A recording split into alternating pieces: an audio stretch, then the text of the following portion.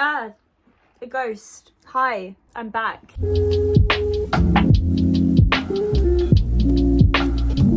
Hi, welcome. Long time no see. I'm sorry for ghosting you for 3 months, but I'm back now, hopefully. I'm gonna try and sort myself out. But I'm back with my very highly requested star jumper tutorial. A while ago, I posted this one-off jumper I made over on my TikTok. If you don't know me, I have a TikTok as well. And everyone was like, oh my gosh, I need this.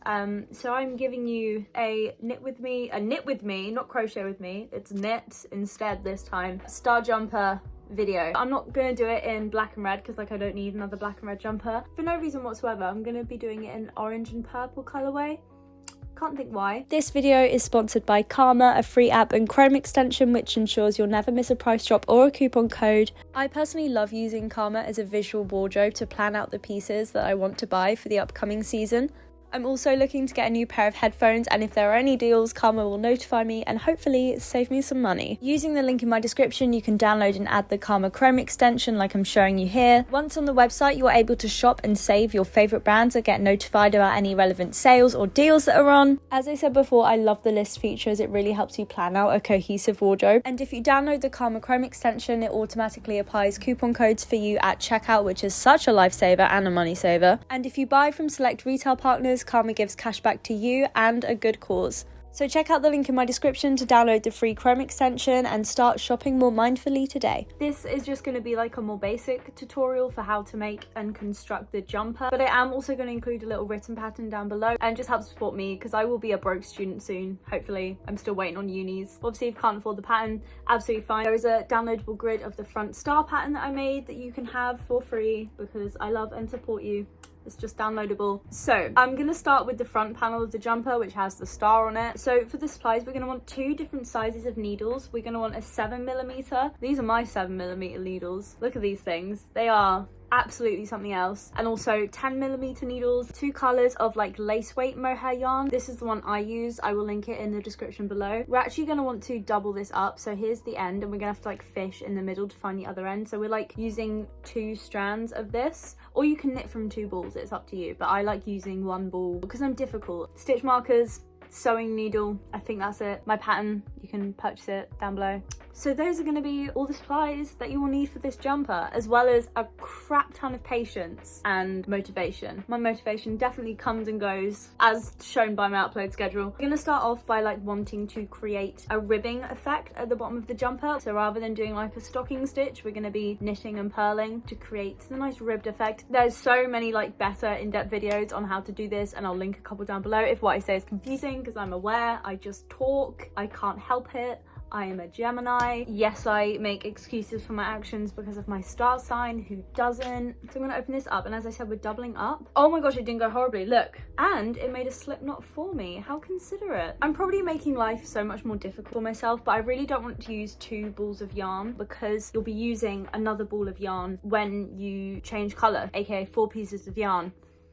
There's a piece coming from in the middle of the ball and from the outside. It doesn't actually get tangled. I know, I was quite like wary, but it doesn't, so it's all good. And I'm just going to cast on 60 stitches. This is for a small medium. I'm normally an extra small. Wait, I wasn't even counting my stitches. God damn it. I was too busy talking. I forgot to count my stitches. Hold on. When you scrunch them all together, it kind of looks like a what's it. It does though. It does. For this, I'm actually going to knit 2, purl 2. Like the first row when you're knitting is beyond the most fiddly, especially with these things. Why am I knitting with acrylics on? Okay, so I finished the hellish first row of the knit. So if your last 2 stitches were knit stitches, your next 2 on this row is going to be purl stitches, because that's how we get the nice ribbed effect. I was also low-key thinking, like, should I start a podcast? Because like every YouTuber, not that I'm actually a YouTuber, but you know what I mean, like everyone is starting a podcast, and I'm like, I low-key want to start a podcast because I can just talk forever. Let me know what you think. You're basically going to want to do this rib stitch for like 8 rows, so I'm going to do that.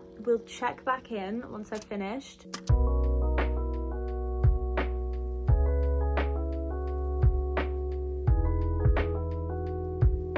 Not it getting dark at 4:30 and ruining my video. What am I supposed to do, huh? There's no sunlight. So we're done working with the 7mm needles. That was just for the ribbing. We're now going to move on to our 10mm needles and transfer it over. We're just going to use the needle and just do a whole row of normal knit. No more going back and forth. It's just normal knitting. So right now we've got 9 more rows of stocking stitch to do. That's the easy part, and then we get into more difficult territory of having to change colour. I'll see you once I've done those 9 rows. It got way too dark to film, so it is now tomorrow. I'm trying. So this is the row where we start changing colour, and because it's only going to start off being 2 stitches, there's no point just cutting off in tiny ends. We're going to just have to keep the thread running behind, but to be honest, it doesn't actually show up when you're actually wearing the jumper. Why did I decide to change colour on a pearl row? Do I hate myself? I mean, yes. According to the pattern I made, we're going to change colour on the 18th stitch, so let's go. Maybe I shouldn't knit with rings on. Now we've got 17 stitches done. We're going to take our second colour of yarn and we're going to find the thread from the middle, which I might really mess this up. I hope I don't. Oh, that was the best I've done it. Make sure it's doubled up like so. And we're just going to knot it to this thread so it becomes like you're working with 2 threads basically. It's so like thin, I keep calling it a thread. I meant to say yarn, okay? Just ignore me. I literally cannot tie knots with these nails. There we go. So I've just knotted it on really well. We're not going to be cutting any yarn. We're just going to do 1 stitch with the purple. Then we're going to knit 22 more orange stitches according to the pattern. As I said, it's in the PDF down below, you can see. And then we'll do another purple stitch. So all that effort for like 2 stitches. Yeah, so I'm just doing 22nd stitch, and then on this 23rd stitch we're just gonna take the purple yarn that is all the way over here. Make sure it's slightly loose because we don't want it to be really tight on the jumper and then it won't like fall nicely. So we'll do the 1 stitch there. It's just running along the back here. It's gonna be kind of messy, however, because we're working with mohair and it's kind of like flimsy, you can knot these 2 together at the end of the row to just make sure the stitch is like secured in place. So you just kind of tie a knot at the end of the row, but you don't cut anything, if that makes sense. So on the little downloadable grid, basically every single square represents a stitch. So when there starts to be a little clump of purple, that's when you're gonna have to change color. It's pretty self-explanatory. Okay, so on this next row we have two purple stitches. Oh, I know, we're cranking it up. Especially these first like 10 rows get very fiddly, but you are just gonna have to cope. You can see the bottom of the star legs. Look at that, steady progress. I mean, it wouldn't be a video of mine without another cheeky time lapse, so I think we have to throw a cheeky time lapse in.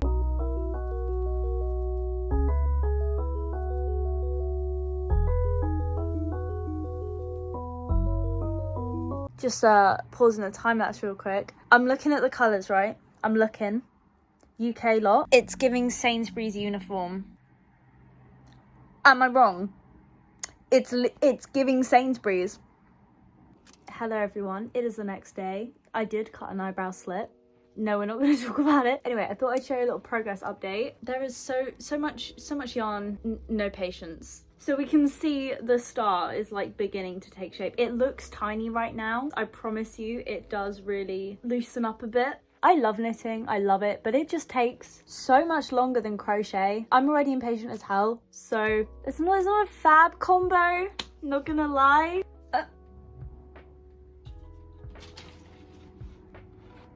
Nothing to see here. I thought I'd give you guys a cheeky update on where we are. The changing colour is what takes the longest, and Orla is coming to see me. Here she comes, guys. Here she comes. Is it because she's heading towards the leaf? Oh my god, she's heading towards the leaf. I just threw it. No! No! You can't eat that. God damn it. So I've completed the main, this is just the bit that's all the same size. So now we're gonna have to start making the armholes because otherwise I won't be able to wear it. We're gonna cast off 3 stitches at the start of this row and then at the start of the other row as well. For real, I actually can't bring out my nose. And now we're changing colors. Okay, so we cast off 3 at the start of this row. I'm nearly done. I'm doing this so fast. I'm so close to running out of my first ball of orange. I really hope I don't run out of yarn again, because if I have to order more yarn and delay this video even more, I think I'm gonna scream. Right, so we're at the end of this row. See, these were the first 3 stitches we got rid of, and now we're gonna cast off 2 stitches, and then we'll do 2 at the start of the next row. I'm literally so close to running out of this. Okay, so once we have done 4 rows of just normal stocking stitch above the top of the star, that's when we're going to start making the neck panel. For the top of the neck panel, we're going to knit 14 stitches, and then we're going to start casting off on that 15th stitch. 1, 2, 7, 8. Okay, so now we're on stitch 15. We're going to knit that stitch. We're then going to knit the 16th stitch, loop that 15th stitch over the 16th stitch, and we're going to repeat that step 16 times, so that will be the width of our neck panel. So now we have this big gap in the middle of our stitches. Don't worry, we will sort that out later, and we're just going to knit the rest of the stitches as usual, and we should be left with 2 sets of 14 stitches like this. As you can see, it's already taking on that vest shape. Now this is where it gets kind of strange. We're only going to be working on these 14 stitches here, not the leftover ones at the back of the needle, so we're going to have to do it separately. We're going to start off by doing 7 rows on this side, and then we'll cut and finish off, and then we'll have to do 7 rows on this side.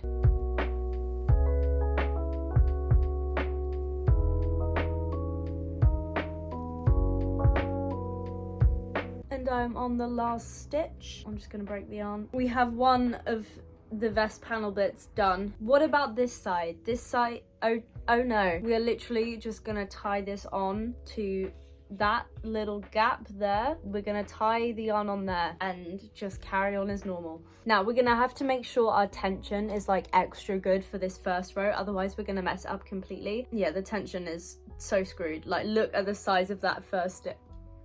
And then again, we're just going to stocking stitch the next 6 rows and cast off on the 7th. I forgot to specify that. We cast off on the 7th row. It is done. That is the front of the jumper. Done. Hardest bit, done, finished. It's over. Hi, it's been quite a few days. I'm very sick.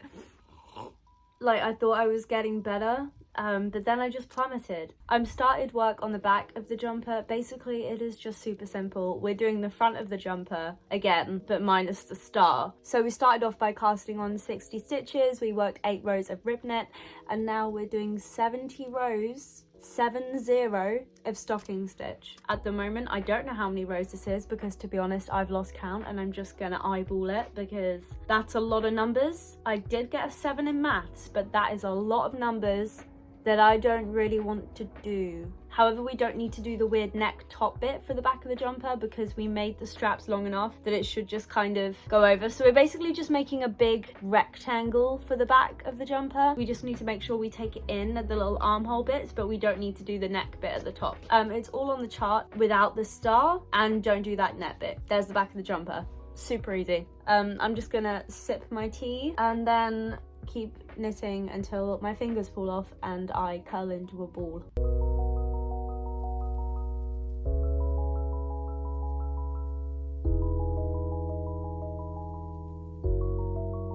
I just needed to show you this.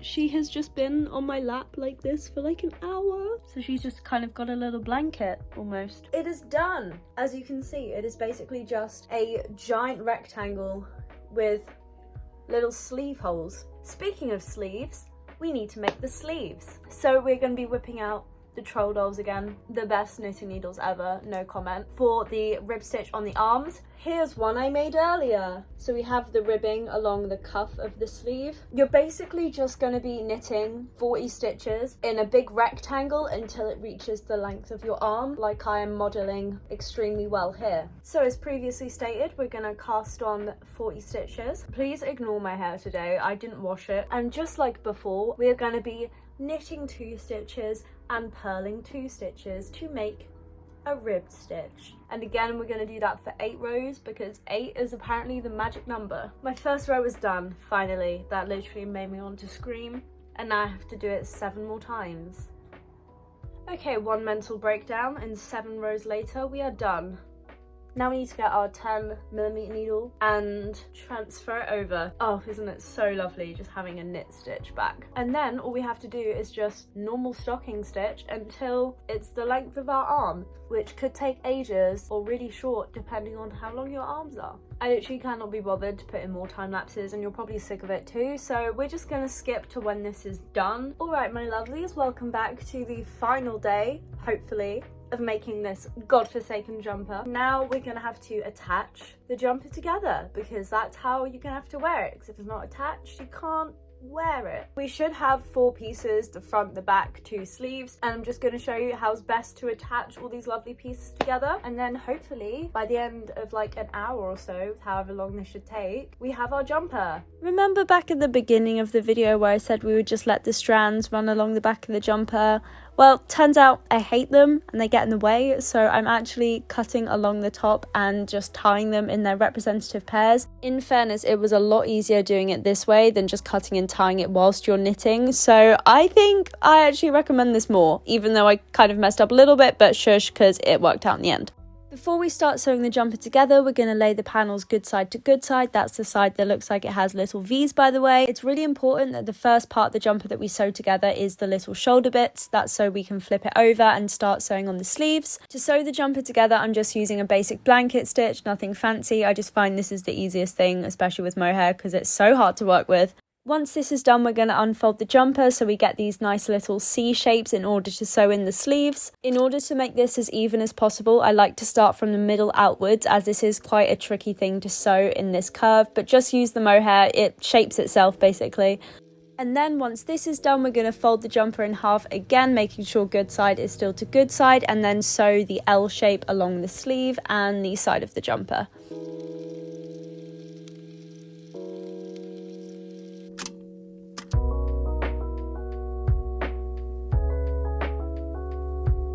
Boom! Look at this! I am actually so impressed with myself. This looks like the Marc Jacobs sweater. Oh my god, my cold. Be honest, right? Be honest. If you saw me walking down the street and I was wearing this, would you think, damn, that is a fashion girly who can afford to buy the sweater, or would you think I made it myself? Like, I'm genuinely asking, because I think it looks like the actual one. And the ribbing was definitely such a good idea, as it gives the sleeves this like curve. Look at that lovely curve we've got going on here. I'm actually so happy with this. If you would like to buy the more in-depth pattern, it will be linked in the description below. As I said, just help support me and my channel. Thanks again to Karma for sponsoring this video. If you'd like to download the Chrome extension, it will be linked in the description down below. I think that's everything I need to say. Don't forget to like, comment and subscribe. YouTube things. And I will see you guys in the next video, which will hopefully be out sooner than this one was, because oh my god. Okay, bye!